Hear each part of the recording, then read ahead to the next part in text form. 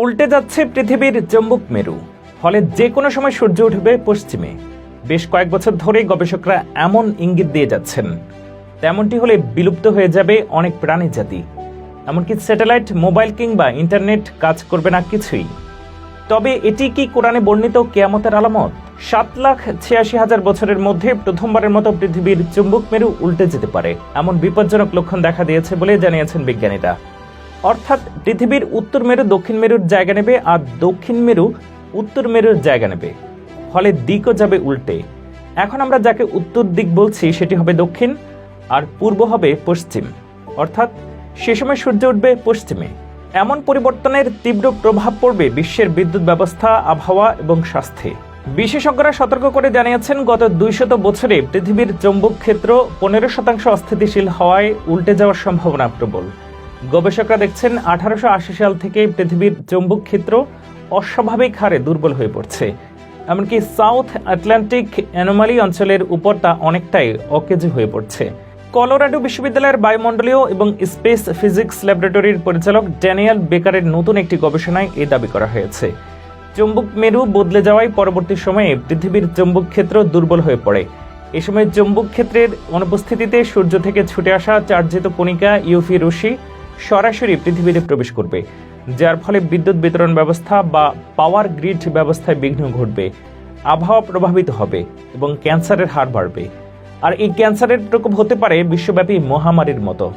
বিজ্ঞানীরা সতর্ক করে জানিয়েছেন, পাওয়ার গ্রিডগুলো পরিচালনা করে এমন স্যাটেলাইট টাইমিং সিস্টেম ব্যর্থ হতে পারে, ফলে লাইট, কম্পিউটার এবং ফোন অকেজো হবার সম্ভাবনা থাকবে। এমনকি টয়লেটে ফ্ল্যাশ করাটাও অসম্ভব হতে পারে।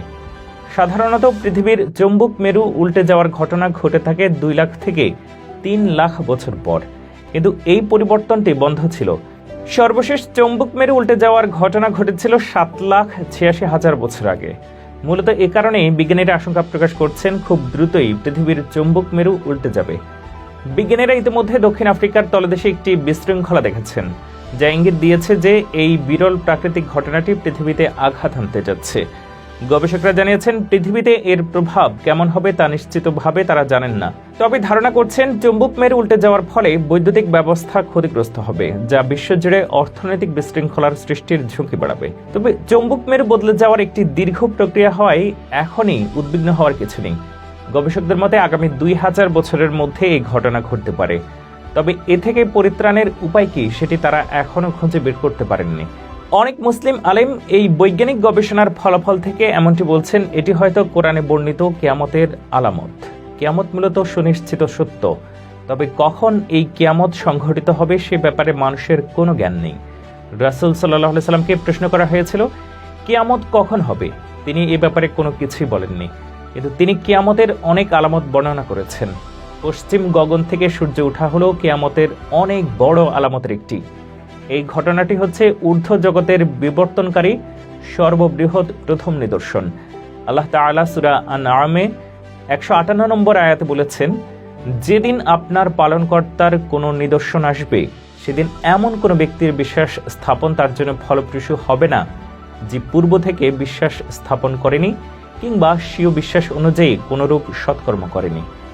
মুসলিম শরীফের একটি হাদিসে এসেছে যে, কিয়ামতের সর্বপ্রথম আলামতের মধ্যে একটি পশ্চিম গগন থেকে সূর্য ওঠা। অর্থাৎ পৃথিবীর চৌম্বক মেরু উল্টে যাবার বৈজ্ঞানিক গবেষণা কিয়ামতকেই ইঙ্গিত করছে কিনা তা নিয়ে একটি আলোচনা হতেই পারে।